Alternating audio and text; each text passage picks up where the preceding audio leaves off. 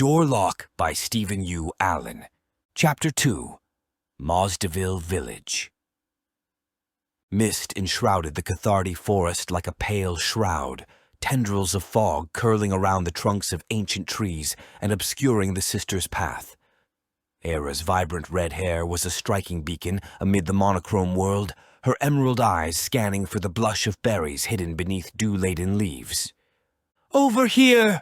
she called out, her voice a whisper in the hushed woods. "The best ones always nestle close to the Ghaznavan border." Euphemia, with her light brown hair almost golden in the rare shafts of sunlight that pierced the fog, held up a basket brimming with herbs. "Lamishtu Hill yields better harvests," she countered, her own green eyes shimmering with the wisdom of her 19 years. "The earth there is richer, untouched by the curse you fear." Era frowned, pausing with fingers stained purple from the fruits of their labor. "You know why I won't go near that place," she said, a chill threading through her words. "Evil lurks there, as if God himself has turned his gaze away. The caves within the hill have driven men mad. You know this, sister." "Emie Zinnethush does not seem to mind it," Euphemia noted calmly, her belief unshaken. "She gathers her herbs there frequently and thrives." "Emie is odd," Ira remarked, a hint of discomfort weaving into her tone. "Her absence from the church is troubling. Why do you think she never joins us in prayer?" "Perhaps there are other ways to serve." Euphemia's thoughts were cut short as Ira's gaze darted past her, locking onto a figure emerging from the mist. "Eadric Perrymane," Era breathed, her heart skipping a beat before plummeting into dread at the sight of the limp form draped over his companion's shoulder. "Gods above," Euphemia murmured, her earlier confidence wavering. "Welcome," Era managed to say, her voice tinged with alarm as she approached Aiden, the grim burden he bore sending ripples of horror through her. "Please, come with us to the village." "Vikings?" Euphemia asked, though she already knew the answer. "They dare not assault Mozdeville again." "Is this place special?" Eadric's voice was a hoarse whisper laced with grief. "What magic shields your walls?" "Magic?" Era laughed bitterly, an unwanted memory flashing in her mind, a memory soaked in blood and terror. "I would sooner forget than speak of that dark day." "Was the Viking attack here truly that savage?" Edith's voice trembled, her eyes wide and searching. "You have no idea, do you?" Euphemia's asked. Silently, the sisters turned, leading the way back to Mozdeville. The fog seemed to swallow their footfalls, the only sound the rustling of leaves and the heavy weight of stories best left untold. The soft thud of earth hitting the wooden bottom of the shallow grave reverberated in the silence of Mozdeville's graveyard. Eadric Perrymane, his hands calloused and covered in grime, worked alongside his father Aiden, their spades lifting and tossing, with a rhythm born of necessity rather than ceremony. The gray sky hung heavy above them, as if it too mourned the loss of young Sarah. "Lord," Euphemia whispered, her voice barely louder than the rustle of leaves, "grant this child your eternal peace." She clutched her worn, leather-bound Bible to her chest, her green eyes brimming with an unyielding faith that seemed to touch the very edges of the small clearing. The prayer was one she knew well, her lips moving silently with each verse she had memorized long ago. Eadric paused, his breath misting in the chilly air, and slowly lowered his sister's body into the ground. He felt the weight of his grief like a stone lodged within his chest.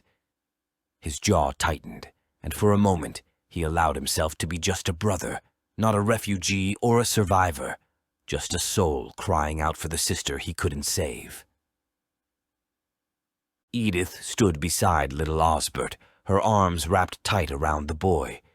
Her tears fell freely, tracing lines through the dirt on her cheeks, each drop a testament to a mother's shattered heart. "Revenge," Eadric murmured, the word tasting of bile and blood. "I swear it upon their heads, every last Dane.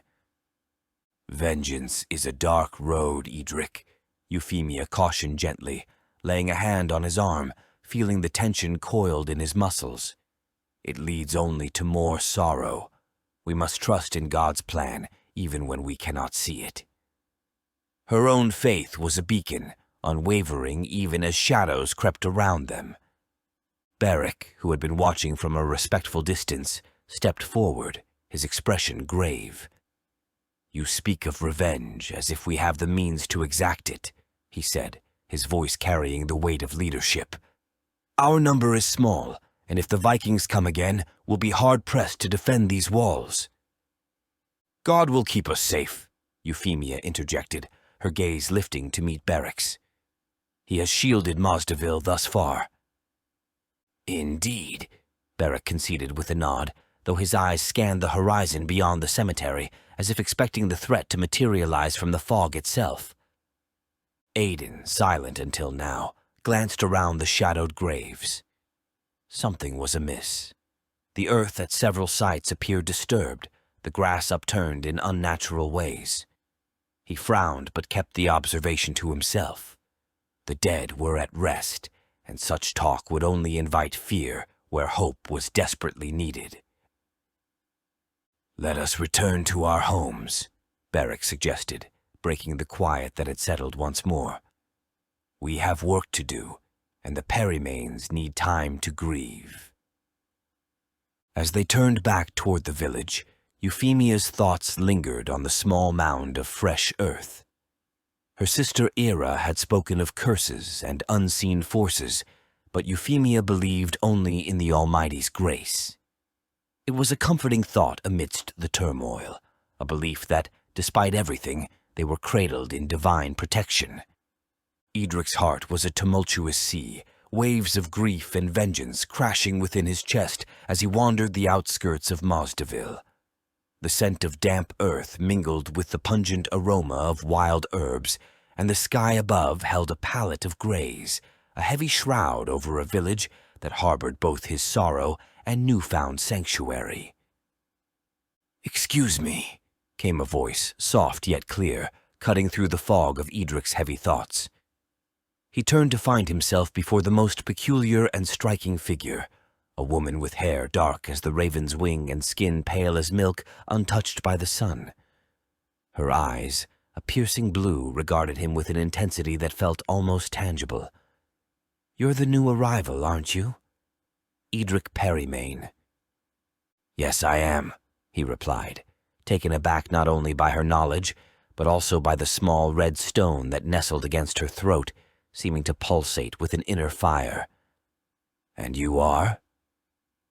"Emie Zinnethush," she answered, extending a hand in greeting, which Eadric took, noting the unexpected warmth of her touch. "I live just there." She gestured toward a cottage nestled near the southern edge of town, its windows like unblinking eyes witnessing all that transpired in Mozdeville. "Alone?" he couldn't help but inquire, his gaze lingering on the solitary home.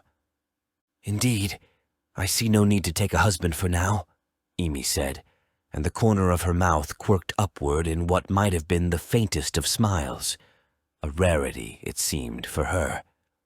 Eadric felt his own lips respond in kind, drawn by a force he couldn't quite understand. "Would you care to join me at Osford's tavern tonight?" she asked, a hint of mischief playing in her voice. "For a meal and some ale, perhaps? It's a fine way to become acquainted with the town." "I will be there," Eadric answered, more quickly than he had intended, a flutter of anticipation stirring within him. Aidan, who had been observing from a modest distance, watched the exchange with an interest that belied his usual stoic demeanor. He remembered the first sparks of connection with his own beloved Edith, how something so simple could ignite hope in even the darkest of times. The warmth of the tavern enveloped the Perrymanes as they shared their repast with Mozdeville's inhabitants. Yet there was a conspicuous absence. Eadric was nowhere to be seen amid the clinking of tankards and the low hum of conversation. Edith glanced around, her maternal concern thinly veiled. "Where is Eadric?" Aidan laid a reassuring hand on her shoulder. I think I have a pretty good idea where he's gone. I wouldn't worry about him tonight. I couldn't help but notice that most of your fair village seems untouched by raids, Aidan pondered aloud, breaking into the chatter. What makes us so safe here? Beric hesitated, and it was Leona who finally spoke up, her voice hushed. 3 nights past, Vikings came, a raiding party, but they were met by creatures. Her gaze flitted nervously around the gathered faces. Beasts from the ground itself, she continued, her words painting a gruesome image of the carnage wrought that night. They tore the invaders limb from limb, feasting on them as if they were nothing but carrion. Enough, Leona, Beric interjected, his face a mask of forced calm. Such talk is not for the dinner table, nor do I believe it's true.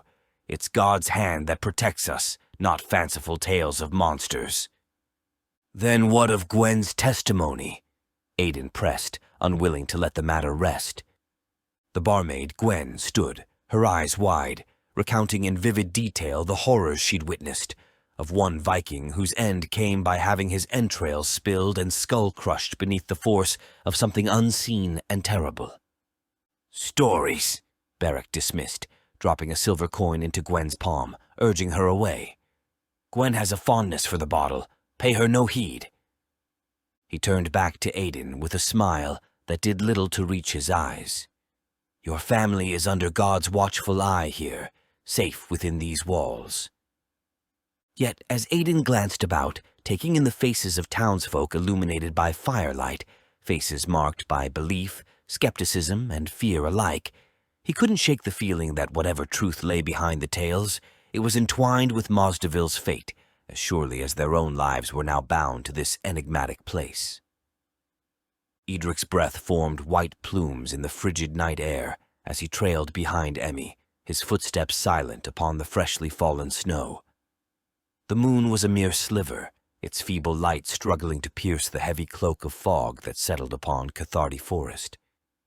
He watched, transfixed, as Emie moved with purpose from home to home within Mozdeville, her figure swathed in a heavy cloak that whipped about her ankles with each gust of wind. Thank you, dear. An elderly voice trembled through the stillness as a gnarled hand reached out from the doorway of a modest timber house to accept the bread and mutton she offered. Stay warm, Mabel, Emie responded softly, her voice barely above a whisper, yet carrying through the cold like the toll of a distant bell.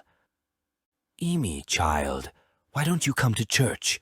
We rarely see your face among the pious, the old woman asked, her eyes squinting with concern, or perhaps curiosity. I find my faith in the work I do here, Emie replied, her blue eyes reflecting the steadfast belief in her words. I believe in helping those who are present before me, rather than seeking aid from what is unseen and unheard. Eadric felt a pang of something. Admiration, perhaps, ripple through him at her conviction. As he followed her shadowy form under the boughs of twisted trees, he couldn't help but wonder if Emie's ways were not so different from the divine intervention spoken of in hushed tones within the village. She continued on her nocturnal pilgrimage, distributing Hera's root for aches and fevers, tucking blankets around shivering shoulders, her blue eyes shining with a compassion that seemed to defy the darkness around them. Before long, they arrived at a quaint cottage nestled at the edge of the woods. Its time-worn stones whispered secrets of ages past, while ivy clung to its walls like memories refusing to fade. Smoke curled lazily from the chimney as if beckoning Eadric closer. Are you coming in? Or have you taken a vow of silence as well as shadow? Emie's voice cut through his reverie, surprisingly warm against the cold bite of the night. Emerging from the shroud of his hiding, Eadric approached, his cheeks flushing with embarrassment. I didn't mean to. Follow me? It's quite all right. I've had worse company stalk my steps, she said, a half-smile playing upon her lips as she pushed open the door. As they stepped inside, the hearth burst to life, casting a welcoming glow across the room. Eadric's eyes widened. How did you... Magic, Emie teased before adding, or perhaps this place has a will of its own. She shrugged off her coat, revealing the red stone at her neck. Candles flickered into existence, their dance casting playful shadows across the walls. Eadric swallowed hard, his heart thundering in his chest at the display of inexplicable phenomena. "Come," she beckoned, disappearing into the back room. He hesitated at the threshold, a knot tightening in his stomach. "Emie, I'm not sure I should... Should what?" Her voice floated out to him, tinged with gentle amusement. "Enter a lady's sleeping quarters," he stammered. "I haven't been with... I've never... Taken a wife?" She finished for him, reappearing at the door with a softer expression than he'd seen on her before. "Your honor is intact, Eadric Perrymane.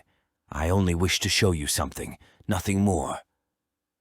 The tension in his shoulders eased slightly, yet he could feel the weight of his upbringing pressing down upon him, a constant reminder of virtue and sin, right and wrong. "Very well," he consented, stepping into the warmth of her private sanctum, his pulse racing with a mixture of fear and curiosity. Eadric's breath caught as he crossed the threshold into the back room, the laughter from Emie still echoing softly. The space was smaller than he had imagined, but every wall was lined with shelves bowed under the weight of numerous books. Dust mites danced in the air, stirred by their movement, and a musty scent of aged paper filled his nostrils.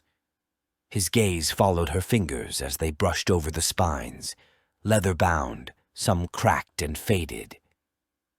"Did you think we were going to do something unseemly?" Emie asked with a sly smile, turning to face him. No, Eadric fumbled with his words, feeling the heat rise to his cheeks. "I'm more adept with hunting tools than engaging with ladies." "Can you read, Eadric?" Emie questioned, tilting her head slightly, her blue eyes fixed on him. "Of course," he replied, puffing out his chest a little. "I'm one of the few in Gosnorven who can." "Latin, then? Can you read that?" "Like a monk?" He chuckled awkwardly, trying to mask his ignorance. "Let's just say, not quite like a monk." Her grin widened as she glanced at a particular book on the shelf. "But tell me, how are you with fishing rods?" "Best in my village," Eadric boasted, grateful for familiar ground. "You should come see for yourself tomorrow." "Perhaps I shall," she mused, pulling a thick tome from the shelf. "But tonight, there's something else I want you to see." Curiosity piqued, Eadric watched as Emie set the book down on the table. Its cover was an ominous red and black, the pages edged with gilt that seemed to absorb the candlelight. "Why would I read languages the church forbids?" he asked, more to himself than to her. "Sit," she commanded gently, and against his better judgment he obeyed.